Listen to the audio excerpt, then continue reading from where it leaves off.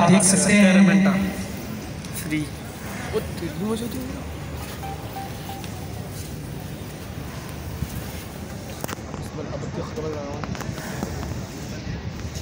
اور اس دستے کے فوراً بعد مدرسہ ابتدائیہ و ثانویہ کے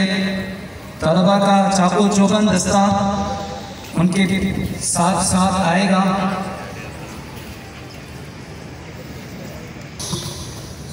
اور یوم استقلال پاکستان کے موقع پر طلبہ، علماء، اساتذہ کا جوش دیکھا جا سکتا ہے، وطن سے محبت کا پرجوش انداز میں،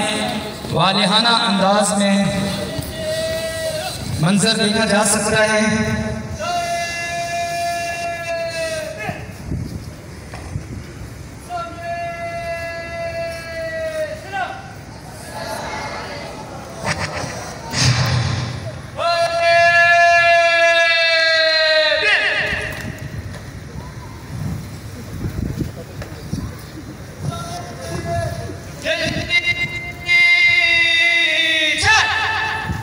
دارالقرآن کے دستے کی سلامی کے بعد ایک اور چاقو چوبند دستہ مدرسہ ابتدائیہ و ثانویہ کا تیار ہے، وہ بھی حضرت صدر صاحب دامت برکاتہم کو سلامی پیش کرنے کے لیے